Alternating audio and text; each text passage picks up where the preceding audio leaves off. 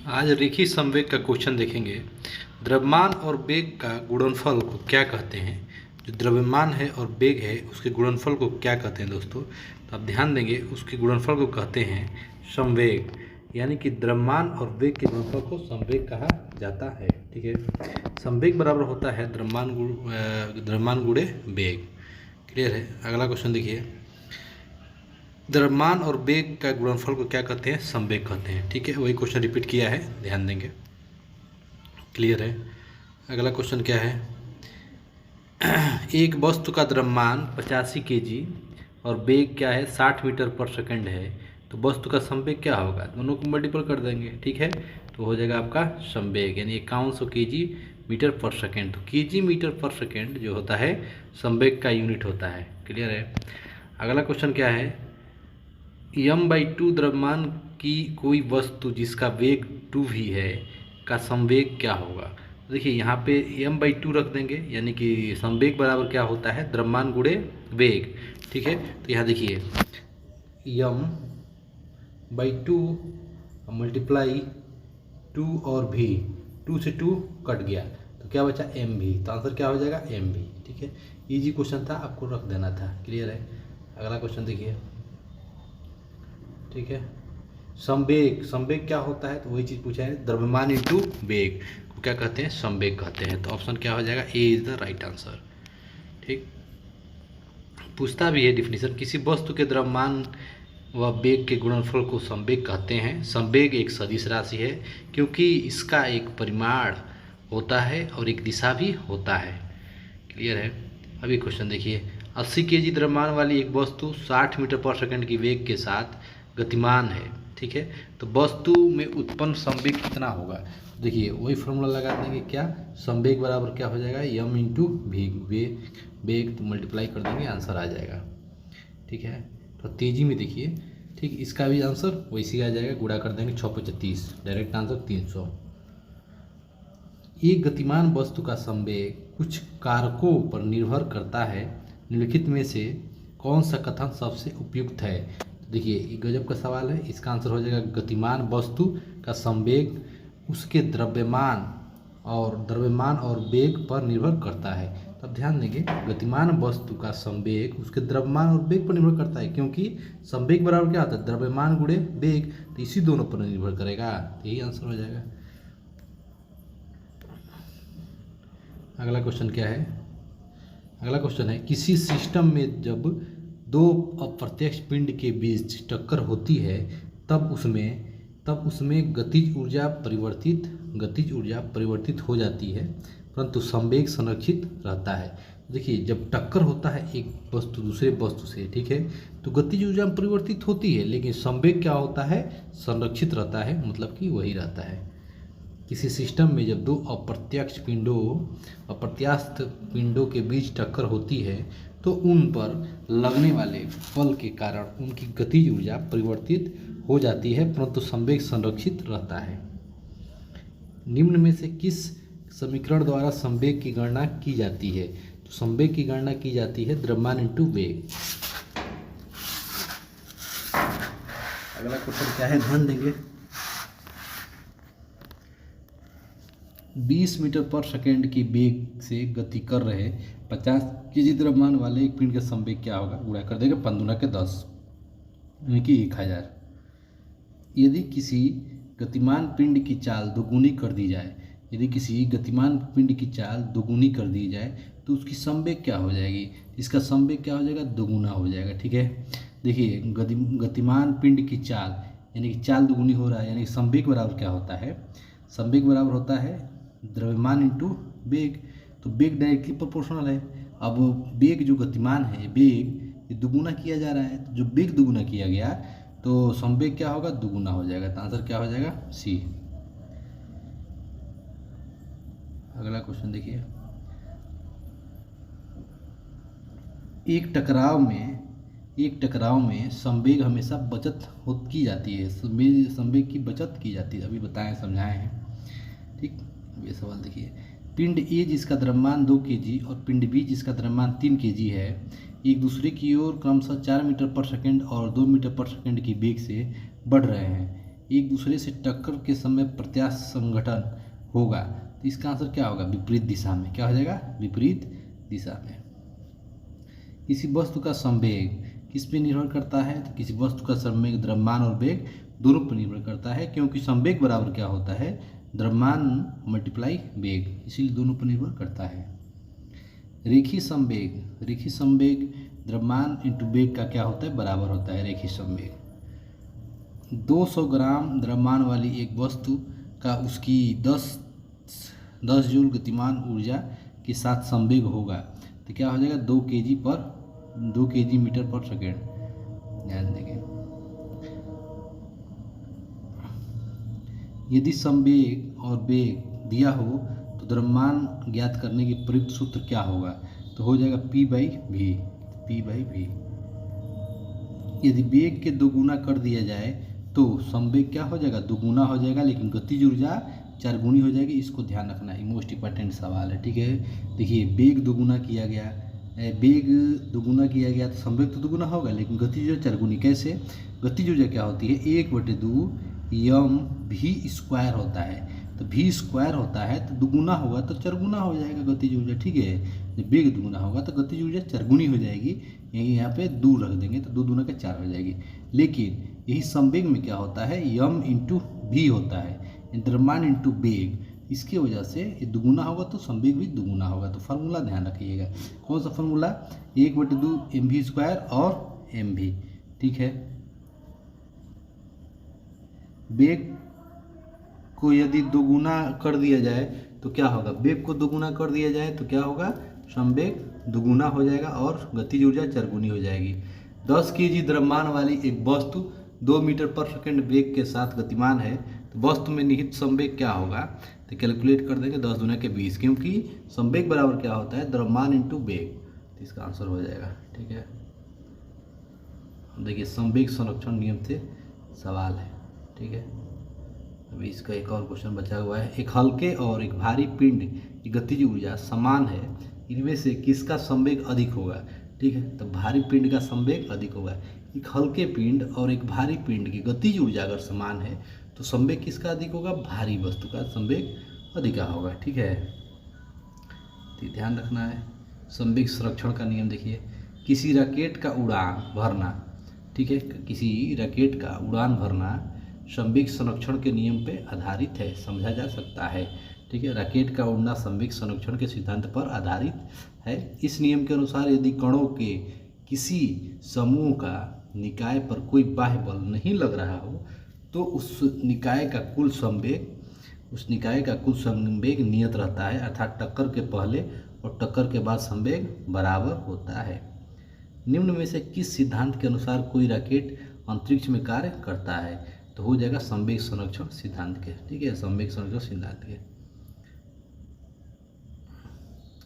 एक सेल के विस्फोट के बाद कई टुकड़े अलग अलग दिशाओं में उड़ जाते हैं। इस स्थिति में क्या संरक्षित रहता है? तो हो जाएगा संवेग क्या रहता है? संरक्षित रहता है। ठीक है, कितना भी विस्फोट हो जाए लेकिन संवेग क्या रहता है? संरक्षित रहता है। किसी एक सेल के विस्फोट के बाद कई टुकड़े अलग अलग दिशाओं में उड़ जाते हैं। इस स्थिति में परिणामी बल का मान 0 है और उसमें संवेग क्या रहता है? संरक्षित रहता है। ठीक है, न्यूमेरिकल पिस्तौल का संवेग बराबर गोली का संवेग लगा दीजिएगा, फार्मूला आ जाएगा। ठीक है, ये भी वही है, सवाल देता है ग्रुप डी में, लेकिन एनटीपीसी के लिए सवाल इंपॉर्टेंट नहीं है। आप लोग देख लीजिए ग्रुप डी के लिए। देखिए दूरी और विस्थापन को देखिए, वह भौतिक राशि है कभी ऋणात्मक नहीं हो सकती, उसे क्या कहते हैं? दूरी वह भौतिक राशि है जो कभी ऋणात्मक नहीं हो सकती है। दूरी एक अदिश राशि है जो कभी ऋणात्मक नहीं होती है, जबकि बल, त्वरण, वेग सदिश राशि जिसका मान धनात्मक, ऋणात्मक, 0 कुछ भी हो सकता है। अब ये देखिए, दूरी और विस्थापन का उपयोग एक वस्तु की समग्र गति का वर्णन करने और किसी दिए गए समय पर इसकी प्रारंभिक स्थिति के संदर्भ में अंतिम स्थिति का पता लगाने के लिए किया जाता है। वेग और समय का गुणनफल प्रदान करता है, क्या करता है? विस्थापन। वेग और समय के गुणनफल को प्रदान कौन करता है? विस्थापन। ठीक है।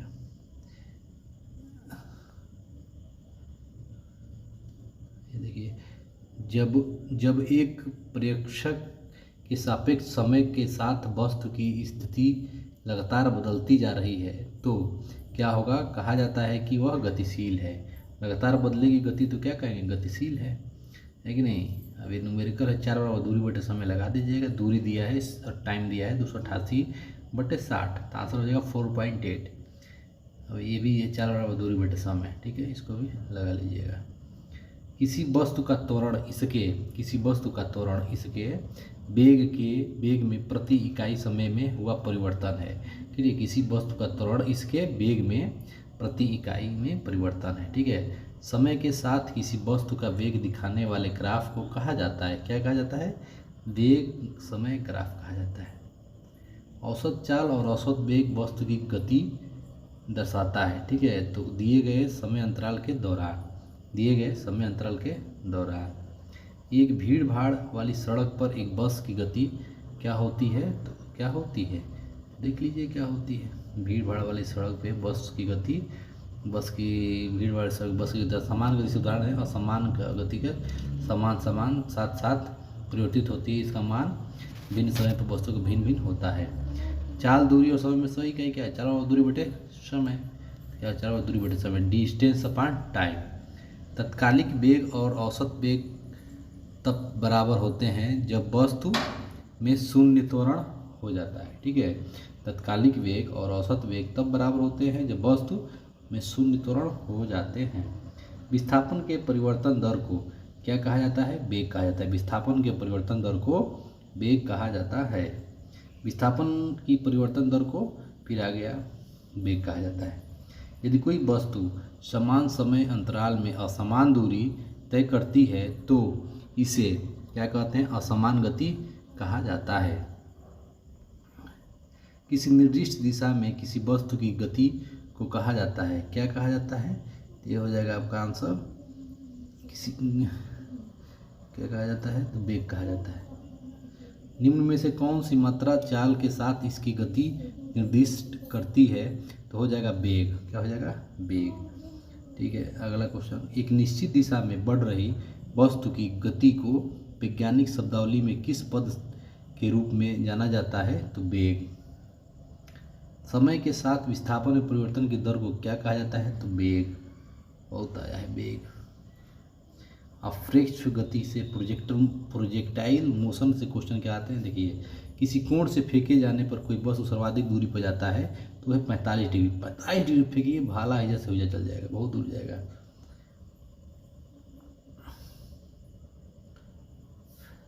किसी फ्रेक्च का प्रवेग वक्र होता है, क्या होता है,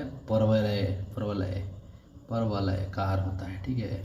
एक्सेलरेशन से क्वेश्चन देखिए, वेग में परिवर्तन लगाने वाले समय को क्या कहते हैं, त्वरण कहते हैं। वेग में परिवर्तन, जैसे एक्सीलरेटर लेते हैं ना मोटरसाइकिल का, वही चीज़ है।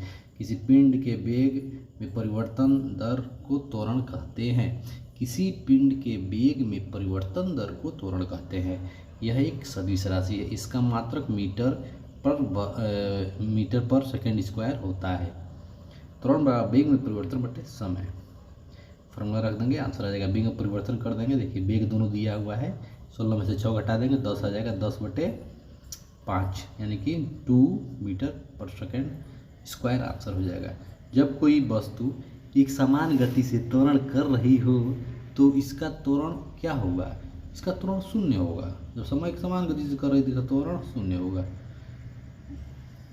ब्रेक मारेंगे तब आगे भी जाएगा। एक कार का वेग 5 सेकंड में 18 किलोमीटर हिलना जाता है तो क्या होगा, आंसर ये हो जाएगा, ठीक है। ये भी न्यूमेरिकल है, लगा लीजिएगा बढ़िया से, न्यूमेरिकल को ध्यान देना है। त्वरण ही होगा, देखिए पूरा पढ़ेंगे इसको, ठीक है, और त्वरण ऑप्शन मानेंगे, है कि नहीं, देखिए पूरा वही सब लिखा हुआ है, ठीक है।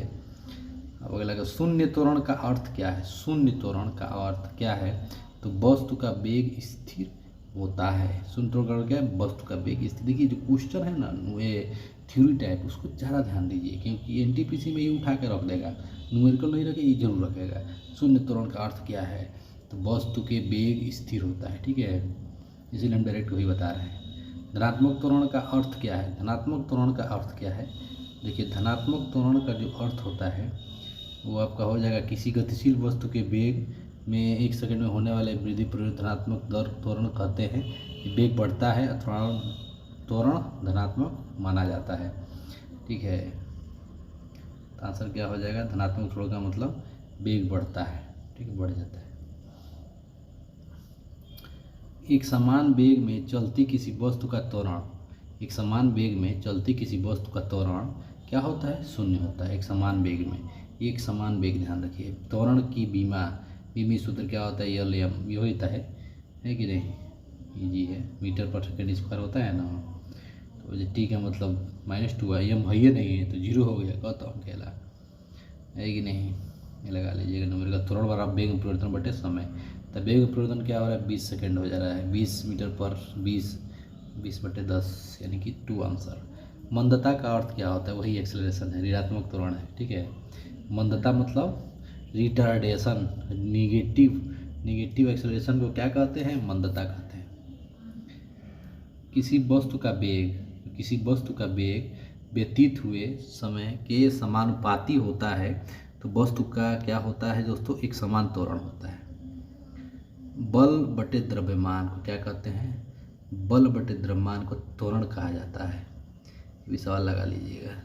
त्वरण ऋणात्मक होने पर किसी पिंड का वेग क्या होता है? घटता है। जब त्वरण ऋणात्मक होगा, निगेटिव होगा तो उसका वेग क्या होगा? घटेगा, है कि नहीं? जब मोटरसाइकिल का एक्सीलरेटर को कम लीजिएगा तो कम तेज चलेगा ना। एक वस्तु की प्रति इकाई समय में वेग में परिवर्तन को मापा जाता है त्वरण के द्वारा। ये भी न्यूमेरिकल है, करिएगा, डी के एग्जाम आएगा था। ये बार थ्योरी देखिए फटाफट। मुक्त रूप से गिर रही किसी वस्तु की गति उदाहरण है तो हो जाएगा समान त्वरण गति। ठीक है, वेग समय ग्राफ पर रेखा का ढलान क्या होता है? त्वरण कहलाता है। मंदता का अर्थ क्या है? घटती हुई चाल। और रेखीय गति के समीकरण क्या है? ठीक है, इसके बारे में कल देखा जाएगा। ठीक है, तब तक के लिए धन्यवाद। द्रव्यमान से क्वेश्चन देखा जाए क्या है? किसी वस्तु का जड़त्व मापने की इकाई निम्न में से क्या है? तो कह देंगे द्रव्यमान। ठीक है, अगला क्वेश्चन क्या है? किसी वस्तु के द्रव्यमान माप किसका मापन कहलाता है? तो देखिए जड़त्व का क्या हो जाएगा इसका आंसर? जड़त्व यानी कि एक्सेलरेशन का। क्लियर है? अगला क्वेश्चन है वस्तु के जड़त्व, जो वस्तु है, वस्तु के जड़त्व को निम्न में से किस में मापा जाता है? तो हो जाएगा द्रव्यमान में। किस में मापा जाता है? द्रव्यमान में। द्रव्यमान की परिभाषा क्या है? तो द्रव्यमान की परिभाषा क्या है अगर ये क्वेश्चन पूछे आपसे तो कह देंगे किसी वस्तु में होने वाले पदार्थ की राशि को उस वस्तु का द्रव्यमान कहा जाता है। क्लियर है? द्रव्यमान बटे आयतन, द्रव्यमान बटे आयतन को क्या कहते हैं? तो आप ध्यान देंगे, द्रव्यमान बटे आयतन को कहा जाता है घनत्व, यानी कि घनत्व उसे कहते हैं the ratio of mass and volume is called density.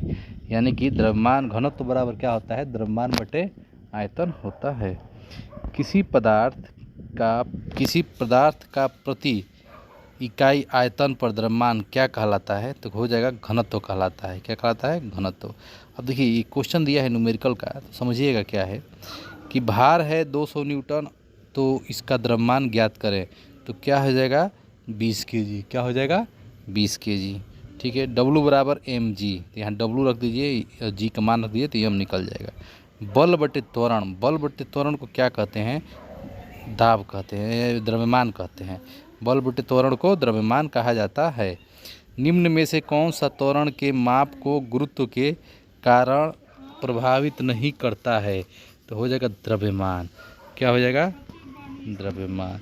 450 Newton भार वाली लड़की का द्रव्यमान क्या होगा? तो यहाँ पर अपन निकाल लेंगे आराम से। 450 न्यूटन दिया हुआ है तो क्या कर देंगे? पुट कर देंगे, आंसर आ जाएगा W बराबर mg।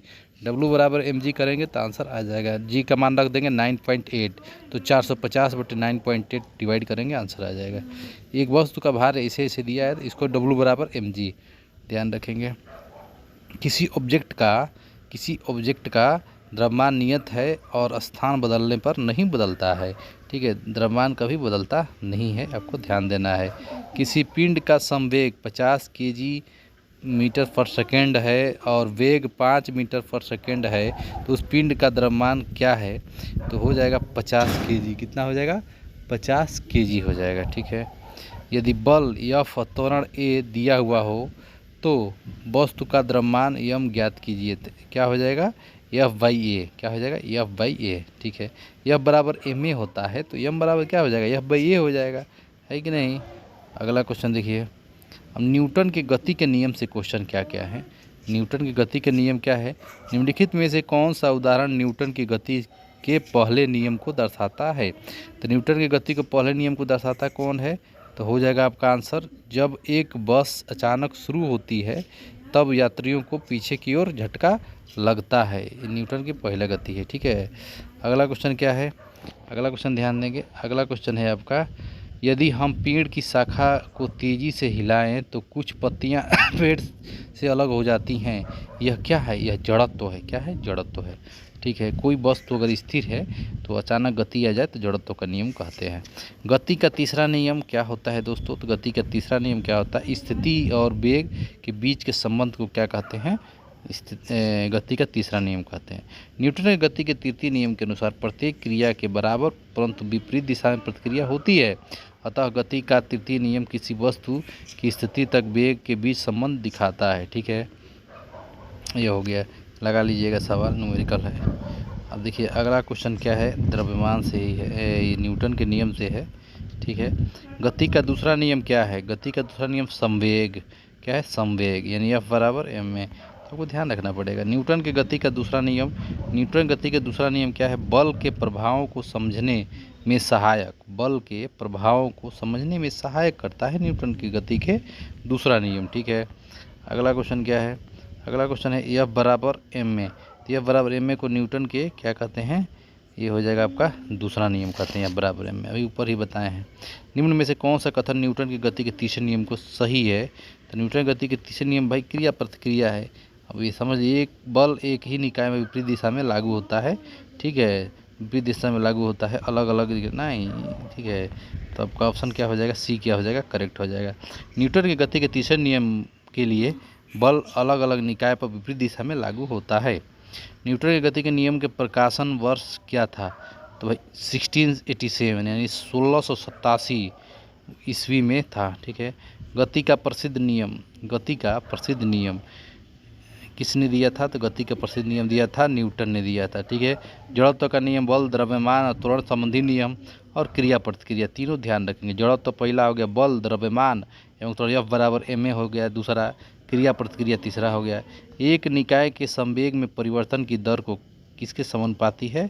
लागू बल के समानुपाती होता है।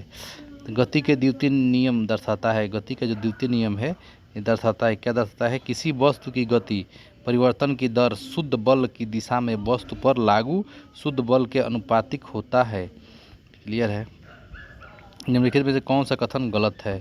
निम्नलिखित में से कौन सा कथन गलत है? इसका जब आंसर आप मारेंगे तो ये हो जाएगा, भौतिक के पिता न्यूटन सन 1687 ईस्वी में अपनी पुस्तिका प्रिंसिपिया में सबसे पहले गति का नियम को प्रतिपादित किया था। न्यूटन के प्रथम नियम को गैलीलियो का नियम या जड़त्व का नियम भी कहा जाता है। तो ध्यान रखेंगे, है कि नहीं दोस्तों?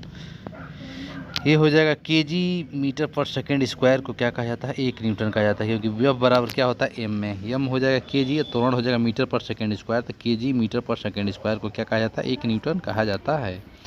तेज गति से आने वाली क्रिकेट गेंद को पकड़ते समय एक क्षेत्ररक्षक अपनी बाहों को पीछे की ओर क्यों करता है? तो ये हो जाएगा आपका, क्योंकि वह लंबे समय तक कम बल का अनुभव करता है। ठीक है। लंबे समय तक कम बल का अनुभव करता है। एक राइफल से गोली चलाई गई, राइफल बिना किसी रोके के पीछे की जाती है, तो क्या है दोस्तों? गोली की गतिज ऊर्जा से कम है, गोली की गतिज ऊर्जा से कम है। द्रव्यमान और त्वरण के गुणनफल को क्या कहा जाता है? द्रव्यमान त्वरण को गुणनफल को क्या कहा जाता है? आवेग। F बराबर ma बल, है कि नहीं? ज़्यादा माना नहीं, बल है, F बराबर ma, है कि नहीं? अगला क्वेश्चन देखिए। निम्नलिखित में से कौन सा उदाहरण न्यूटन के गति के विषयक तृतीय नियम की व्याख्या करता है? तो ये ध्यान दीजिए, ये हो जाएगा रॉकेट लॉन्च करना, रॉकेट को लॉन्च करना। ठीक है। रॉकेट लॉन्चिंग कौन से नियम पर आधारित है? रॉकेट लॉन्चिंग कौन से नियम पर आधारित है? तो ये हो जाएगा आपका न्यूटन की गति का तृतीय नियम। न्यूटन की गति का तृतीय नियम, ठीक है। बंदूक से जब गोली निकलती है तब चलाने वाले के पीछे की ओर धक्का लगता है। न्यूटन की गति का तीसरा नियम में से किसी से लागू होता है? तो हो जाएगा जब कोई व्यक्ति नाव से किनारे की कूदता है तो नाव पीछे की ओर चली जाती है, ठीक है।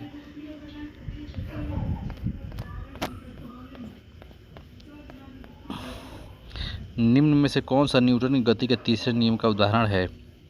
न्यूटन की गति का रॉकेट लॉन्चर पीछे धकेलेगा तभी तो आगे बढ़ेगा, है कि नहीं।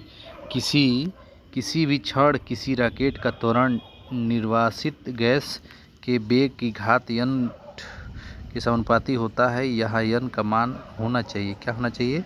1 होना चाहिए, ठीक है। इसको लगा लीजिएगा सवाल को, गजब का सवाल है, लेकिन समझिए क्या है। एक 70 kg का आदमी 50 न्यूटन बल से एक 50 kg के आदमी को धक्का देता है, तो 50 kg वाले आदमी ने दूर व्यक्ति को कितने बल से ढकेला? 50 न्यूटन के। न्यूटन के नियम के कणों के लिए अच्छे सिद्ध नहीं होते हैं, तो हो जाएगा प्रकाश के वेग के साथ तुलनीय वेग में गति करने पर आकर्षण के गुरुत्वाकर्षण बल के अभाव में रॉकेट पर प्रणोद होता है। इसका आंसर क्या हो जाएगा? इसका आंसर हो जाएगा आपका डी नंबर, यानी कि क्या हो जाएगा? स्थिर। रॉकेट न्यूटन के तीसरे नियम पर क्रिया प्रतिक्रिया पर आधारित है। रॉकेट के भीतर एक कक्ष में ठोस या तरल ईंधन ऑक्सीजन की उपस्थिति है, ठीक है।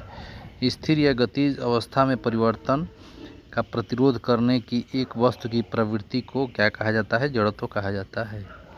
जब कार एक घुमावदार सड़क पर मुड़ती है तो उसमें बैठे यात्री स्वयं पर केंद्र के विपरीत में एक बल महसूस करते हैं। यह बल कौन सा होता है? तो देखिए, जड़त्व के कारण क्या हो जाएगा? जड़त्व। विराम अवस्था में स्थित वस्तु विराम अवस्था में ही रहती है जब तक कि उस पर कोई बाह्य बल न लगाया जाए, ठीक है, ध्यान रखना है। जब एक गिलास पर रखे एक कार्ड को अंगुली से धक्का दिया जाता है तो उस पर रखा सिक्का गिलास में गिर जाता है। यह कथन क्या है दोस्तों? ये जड़त्व का नियम है। क्या है? चाहे कंबल से धूल ढारते हैं, ये भी जड़त्व का नियम है, ठीक है। जड़त्व का नियम आपको समझना पड़ेगा दोस्तों, ऐसे नहीं काम चलने वाला है। अब देखिए बल को समझा जाए। पहले इसका और क्वेश्चन है, निम्नलिखित में से किसके मध्य जड़त्व का मान अधिकतम होता है? तो रेलगाड़ी और हवाई जहाज। फोर्स मतलब बल। देखिए F बराबर, ये जो फार्मूला है लगा देंगे, परिणामी बल पूछ रहा है, ठीक है। सवाल तो लगाना ही पड़ेगा मित्रों, है कि नहीं। वस्तु का वजन, ये भी ठीक है। यदि एक यम द्रव्यमान वाली वस्तु को जमीन से h ऊंचाई तक उठाया जाता है तो इस क्रिया के लिए बल की आवश्यकता होती है। वस्तु को उठाने के लिए आवश्यक न्यूनतम बल वस्तु का वजन के समान होता है, ठीक है। यम द्रव्यमान की कोई वस्तु जो त्वरण a से गतिशील है उस पर प्रयुक्त बल क्या होगा? तो हो जाएगा F बराबर ma। जब किसी प्रतिरक्षक बल F को विपरीत दिशा में लगाया जाता है तो दो दिशाओं के बीच कोण क्या होता है? 180 डिग्री होता है। कोई वस्तु सतत चाल से गति करती है जब इस पर कोई क्या हो? बल न लग रहा हो। निम्न में से कौन सा एक वस्तु पर लागू संतुलित बल का प्रभाव है? तो हो जाएगा एक वस्तु की आकृति में परिवर्तन। बल बराबर F बराबर क्या हो जाएगा? ma हो जाएगा। F बराबर ma, ठीक है। द्रव्यमान इंटू त्वरण को क्या कहते हैं दोस्तों? बल कहते हैं। प्रतिबल का प्रभाव निम्नलिखित में से किस पर निर्भर करता है? तो प्रतिबल का प्रभाव निर्भर करता है क्षेत्रफल पर। किस पे करता है? क्षेत्रफल पर। तो क्षेत्रफल ध्यान रखेंगे। प्रतिबल बराबर होता है बल बटे अनुप्रस्थ क्षेत्रफल। जैसे क्षेत्रफल बढ़ेगा तो प्रतिबल घटेगा, क्षेत्रफल घटेगा तो प्रतिबल बढ़ेगा। यदि एक वस्तु दोनों सिरों से पकड़कर खींची जाती है तो उस पर लागू बल को क्या कहा जाता है? खिंचाव कहा जाता है। क्या कहा जाता है? खिंचाव। एक स्थिर है 2 सेकंड में है, तो इसको भी बराबर में करके इस तरह कैलकुलेट करिएगा, है कि नहीं, न्यूमेरिकल पर ध्यान दीजिएगा। ठीक है, देखिए दोस्तों, ये रहा आज का। ठीक है, ऐसे ही वीडियो बनता रहेगा। नए हैं तो चैनल को सब्सक्राइब करें और लाइक करना ना भूलें।